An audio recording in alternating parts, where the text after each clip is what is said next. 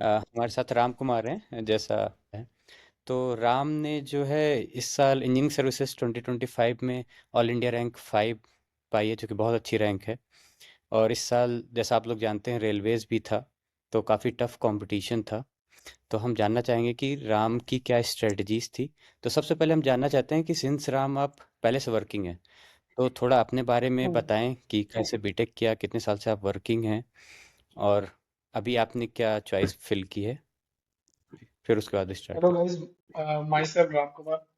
I have done BTech in Electrical Engineering from NIT Allahabad.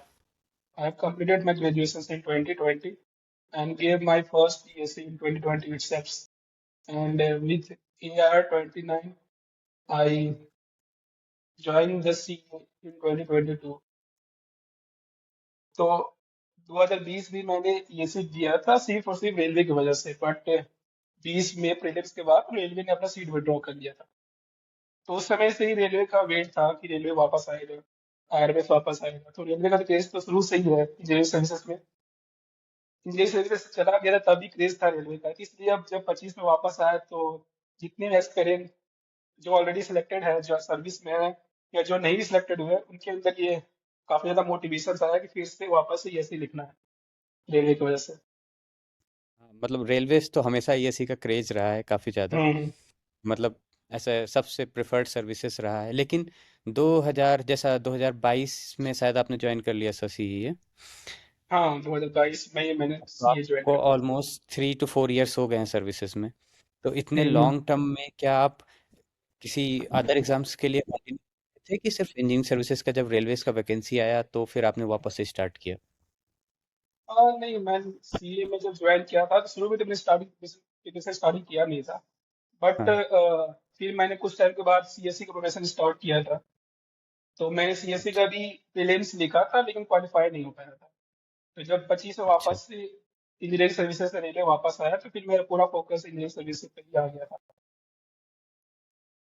अच्छा, तो पहले तो हम ये जानना चाहेंगे कितना डिफिकल्ट रहा जॉब के साथ करना, कैसे जॉब के साथ मैनेज किया। मतलब डिफरेंट डिफरेंट स्टेजेस हैं, जैसे जिन लोग को नहीं, जो लोग नए हैं तो हम बता दें, हम्म। इस 3 स्टेजेस का एग्जाम है ये। एक प्रीलिम्स होता है जो कि पूरा ऑब्जेक्टिव होता है। फिर एक मेंस होता है जो टेक्निकल पेपर होता है, जिसमें 2 सब्जेक्ट्स होते हैं। मेंस टेक्निकल के ही 2 पार्ट में डिवाइड करते हैं, और इंटरव्यू होता है। तो हर एक स्टेज की डिफरेंट स्ट्रेटजी होती है। तो राम, हम आपसे जानना चाहेंगे कि कैसे जॉब के साथ आपने तीनों स्टेजेस मैनेज किया और इतना अच्छा स्कोर हासिल किया। हाँ, नहीं, जॉब के साथ तो काफी डिफिकल्ट था। प्लस मेरा इलेक्ट्रिकल को छोड़े हुए, मतलब मैंने बीच में स्टार्ट किया था, सीएससी को प्रेशर स्टार्ट किया था और सीएससी पूरा नॉन टेक है। तो 3 साल 4 साल के बाद वापस टेक्निकल पढ़ना तो डिफिकल्ट था, बट मेरा एक एडवांटेज था कि मैंने ऑलरेडी 20 में 29 रैंक लाया था, तो मेरा टेक्निकल तो ऑलरेडी कवर था, बस रिवीजन करना था उससे। तो मैंने आई थिंक प्रीलिम्स का मैंने मार्च से ही प्रिपरेशन की। प्रीलिम्स 8 जून को था, तो मैंने मार्च से प्रिपरेशन स्टार्ट किया था प्रीलिम्स का। अच्छा। डेली 3 and 4 आवर्स में जो 3 4 घंटा निकल पाता था जॉब के बाद, उसी में रिवीजन करता था, बस रिवीजन करता था। तो रिवीजन यहाँ पे क्योंकि मेरे अच्छा। पास टाइम कम था, तो इसलिए मैं चाहता था कि कम से कम टाइम में कैसे ज्यादा से ज्यादा टाइम को यूटिलाइज कर सकूं।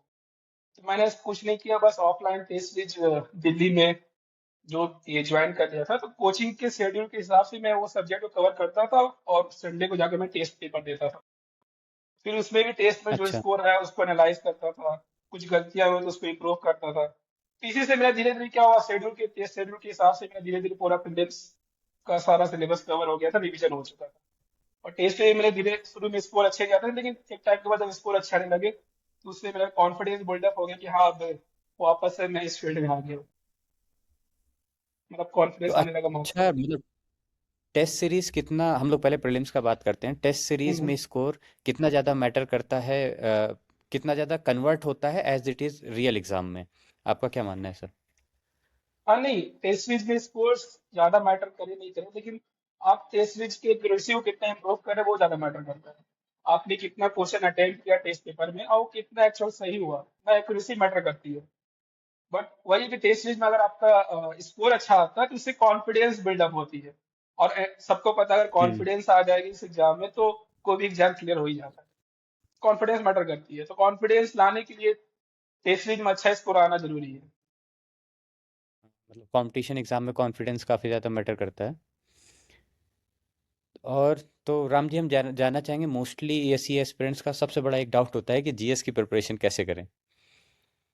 तो मेरी आवाज आपने डिस्कनेक्ट हो कैसे गई थी। जीएस की। हेलो। डिस्कनेक्ट हो गया था हाँ लगता हाँ, है ना। हेलो। आवाज़ आ रही है? हाँ वाह यार। हाँ, तो राम जी, जैसा मैं बोलना चाहता हूँ कि एएससी के जितने हम्म एस्पिरेंट्स होते हैं, सबका एक बहुत कंसर्न रहता है जीएस को लेके कि जीएस का कैसे हम्म। प्रिपरेशन किया जाए, क्या स्ट्रेटेजी रखा जाए, कितना अटेम्प्ट किया जाए।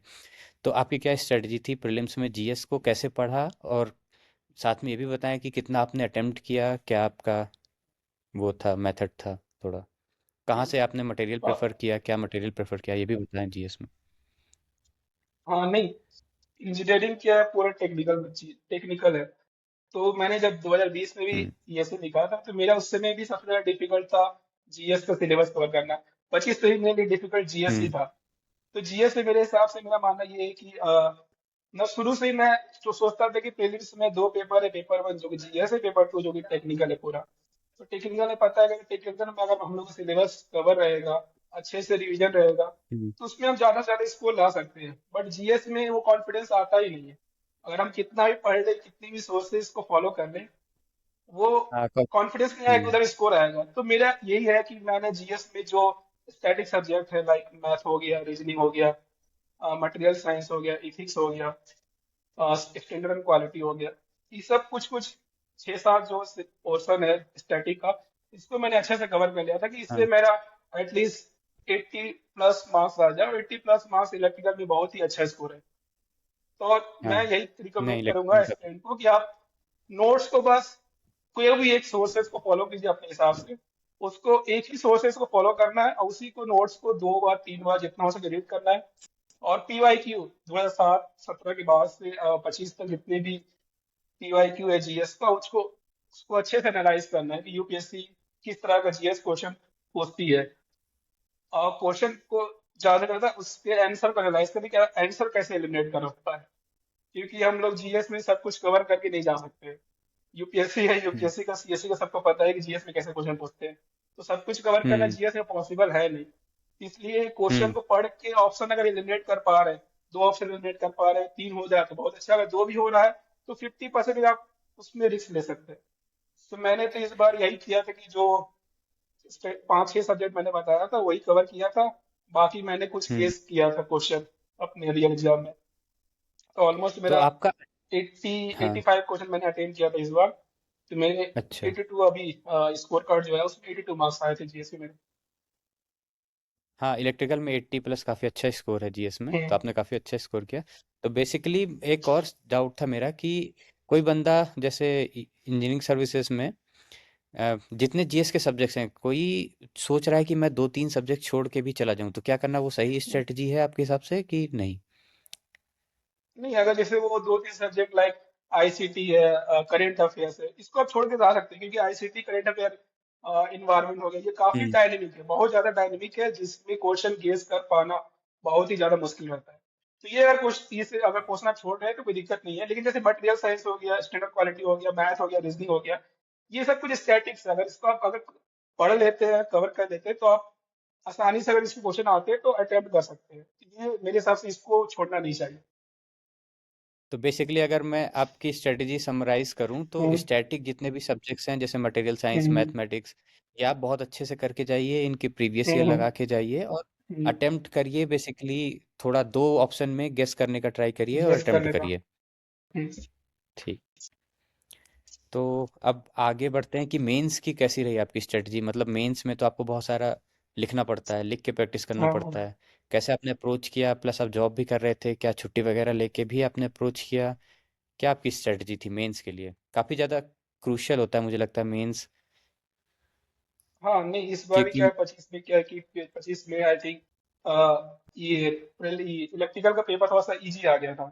तो मैं जिसके भी मार्क्स अच्छा। सुन रहा था, सबके 300 प्लस थे। तो मुझे लगा कि मेंस में या प्रीलिम्स में जब सबके मार्क्स अच्छे हैं, तो मेंस में ही डिफरेंस क्रिएट करना पड़ेगा, मेंस में ही अच्छे स्कोर लाना पड़ेगा। हाँ। लेकिन यूजुअली जनरली यूपीएससी के प्रीलिम्स और मेंस में 4 से 5 मंथ आपको मिल जाता है। लेकिन इस बार क्या था हाँ। कि प्रीलिम्स काफी डिले हो गया था, इसलिए मेंस में 2 महीना ही मिला था।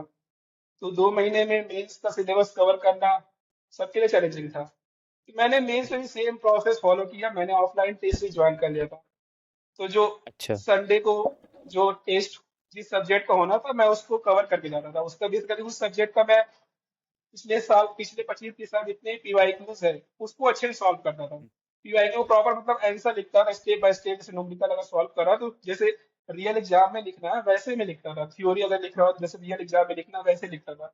डेरिवेशन है तो डेरिवेशन को अच्छे से सॉल्व करता था, कि जिससे क्या हो कि अगर उस पीवाईक्यू से अगर डायरेक्ट क्वेश्चन रियल एग्जाम में आ जाता है तो वो मेरा एटलीस्ट पूरा का पूरा हर स्टेप सही हो जाए। तो इस ऐसे मैं टेस्ट सीरीज का इसलिए शेड्यूल को फॉलो करता था। तो इस तरह शेड्यूल अरेंज था कि मेरा मेंस के 1 वीक पहले तक मेरा पूरा सिलेबस कवर हो चुका था।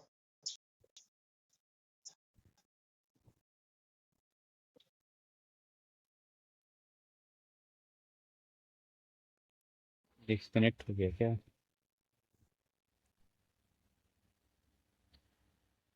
हेलो। हेलो, हाँ। हाँ हाँ, लगता है डिस्कनेक्ट। डिस्कनेक्ट हो गया था। तो मतलब बेसिकली अगर हम जाने तो आपका मेन स्ट्रेटजी था कि टेस्ट सीरीज को, सिंस टाइम कम है, तो टेस्ट टेस्ट सीरीज, हाँ। सीरीज के अकॉर्डिंग जो है सब टेस्ट सीरीज एंड प्रिपेयर करके पीवाईक्यू, मैं उसकी गलती। यही बोलूंगा। टेस्ट सीरीज एंड पीवाईक्यू आपका प्रीलिम्स हो या मेंस हो, दोनों स्टेज में काफी ज्यादा हाँ, इंपॉर्टेंट रोल प्ले करता है। काफी ज्यादा इंपॉर्टेंट रोल। हम्म, पीवाईक्यू काफी ज्यादा इंपॉर्टेंट है बेसिकली लगाना। हाँ, पीवाईक्यू बहुत ज्यादा इंपॉर्टेंट है, पीवाईक्यू एंड टेस्ट सीरीज। अच्छा, और आप टाइम कैसे निकालते थे जॉब के साथ पढ़ने के लिए? क्या छुट्टी वगैरह भी ली थी कि ऐसे जॉब के साथ भी कैसे? हाँ, बहुत मैंने मुश्किल होता जैसे, होगा तो कैसे? हाँ, प्रीलिम्स में तो मैंने 1 वीक का ही लीव लिया था। प्रीलिम्स में काफी टाइम मिल गया था, लेकिन मेंस 2 महीना अच्छा। बाद था तो मेंस में टाइम उतना नहीं मिल पाया था, इसलिए मैंने मेंस में 1 मंथ की लीव ली थी।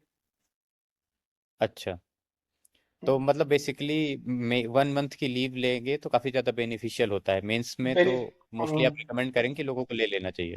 हाँ, मेंस में तो लीव और लेना ही चाहिए। मेंस, लेकिन इस बार जैसे 4 मंथ का टाइम है तो टाइम मैनेज हो सकता है, लेकिन 25 में 2 महीना ही था प्रीलिम्स और मेंस, इसलिए टाइम मैनेज नहीं हो पाया था, इसलिए वहाँ लीव लेना ही पड़ा था सबको। और आप जैसे कोई बुक्स वगैरह भी रिफर करते थे कि आपका जो नोट्स बना था 2020 का वही रिफर करते थे और क्वेश्चन नहीं, हाँ, प्रीवियस मैंने ईयर ही बताया रिफर कि करते? हाँ, मैंने 20 में जब फर्स्ट अटेम्प्ट दिया था तब मैंने बुक, स्टैंडर्ड बुक रेफर किया था। उस हिसाब से मैंने अपने नोट्स को रिवाइज किया था, उसमें कंटेंट ऐड किया था। लेकिन 25 में मेरे पास उतना टाइम था नहीं कि मैं बुक को रेफर कर पाऊँ। मैंने बताया कि पीवाई को आपको करना ही करना हाँ। है, टेस्ट आपको लगाना ही लगाना है। तो कम टाइम में आप पहले उस चीज को हम्म। इम्पोर्टेंट दीजिए जो इम्पोर्टेंट है। इसलिए मैंने सोचा कि इस बार पीवाई क्यू हाँ। लग जाए, टेस्ट लग जाए, काफी है। इसलिए मैंने इस बार तो उतना टेक्स्ट बुक देखा, टाइम नहीं मिल पाया था बेसिकली। अच्छा, तो चलिए अच्छा है। मतलब पीवाईक्यू में बहुत ज़्यादा फोकस करने की ज़रूरत है जो लोग प्रिपरेशन कर रहे हैं उनको। हम्म, और टेस्ट सीरीज काफ़ी ज़्यादा सिंसियरली दें। स्कोर उतना टेस्ट मैटर सीरीज। नहीं करता है, बट आप कितना ज़्यादा हम्म, उसको फोकस तरीके का अपनी गलतियां मिस्टेक्स को हम्म, आइडेंटिफाई कर रहे हैं वो ज़्यादा इंपॉर्टेंट है। हाँ, तो अब थर्ड स्टेज की तरफ चलते हैं। इंटरव्यू काफ़ी ज़्यादा रैंडम होते हैं यूपीएससी के। लोग हम्म, मतलब बेसिकली मेंस तक आपका सिलेक्शन, लेकिन इंटरव्यू आपका डिपार्टमेंट तो डिसाइड करता ही है काफ़ी हद डिसाइड तक। करता हूँ। तो क्या स्ट्रेटजी रही इंटरव्यू में? कैसा आपके हिसाब से कितना वेटेज देना चाहिए इंटरव्यू की टेक्निकल प्रिपरेशन को? क्योंकि लोग क्या करते हैं ना कि कई बार बहुत ज़्यादा डाउट में रहते हैं कि यूपीएससी इंटरव्यू ले रहा है, तो कहीं सीएससी टाइप की प्रिपरेशन भी कर लेते हैं बहुत ज़्यादा लोग, हम्म, कि जीएस वगैरह पढ़ लेंगे काफ़ी ज़्यादा, करंट अफेयर्स पढ़ लेंगे बहुत ज़्यादा। और लेकिन सिंस ईएससी टेक्निकल एग्जाम है, तो आपके हिसाब से क्या ज़्यादा फोकस करना चाहिए इंटरव्यू में? किस कैसे प्रिपरेशन करनी चाहिए? टेक्निकल में ज़्यादा वेटेज रखना चाहिए कि बैलेंस रखना चाहिए? क्या करना चाहिए? और ये क्या है कि आपका इंटरव्यू से पहले आपका DAF detail application form fill करा था यूपीएससी। इसमें आपके सारा हॉबीज, आपके होम टाउन, आप अगर करेंट प्रेजेंटली आप कहीं जॉब करें तो उसके बारे में डिटेल मांगते हैं। तो पहला इंपॉर्टेंट तो आपको डैफ को अच्छे से पढ़ के जाना। आपने जो भी डैफ में फिल किया, अपने हॉबी के बारे में जो भी फिल किया है उसको अच्छे से प्रिपेयर करके जाना। क्योंकि जनरली आपका इंटरव्यू स्टार्ट जो जब होता है तो चेयरमैन, बोर्ड का चेयरमैन जो होता है वो स्टार्ट करता है। उसका पहला क्वेश्चन डैफ से ही होता है, आपने डैफ में जो भी हॉबी फिल किया है उससे ही होता है। तो चेयरमैन के सामने आपका पहला इंप्रेशन अच्छा बनना चाहिए। तो डैफ का आप अच्छे से प्रिपेयर करके जाओगे। उसके बाद जो तीन में टेक्निकल मेंबर होते हैं, उन तीन टेक्निकल मेंबर आपका टेक्निकल नॉलेज ही चेक करते हैं। उन जनरली वो लोग अच्छा। नॉन टेक सवाल पूछते नहीं है, वो काफी कम चांस होता है। तो हम्म। ये तीन मेंबर टेक्निकल नॉलेज ही वो पूछते हैं। तो टेक्निकल का वेटेज काफी ज्यादा रहता है। आप अगर जॉब कर रहे हैं तो जॉब के बारे में अच्छे से आपका पूरा इंटरव्यू, अगर आपका जॉब एक्सपीरियंस 3 साल का है, 4 साल का है, 5 साल का है, तब तो ज्यादा चांस है कि आपका पूरा इंटरव्यू जॉब हाँ। पर ही जाना है। लेकिन आप फ्रेशर है या जॉब में आप जस्ट अभी ज्वाइन किए, 6 महीना 1 साल हुआ है, तो ज्यादा चांस है कि आपका फाइनल ईयर प्रोजेक्ट में चला जाए। बेस- हम्म।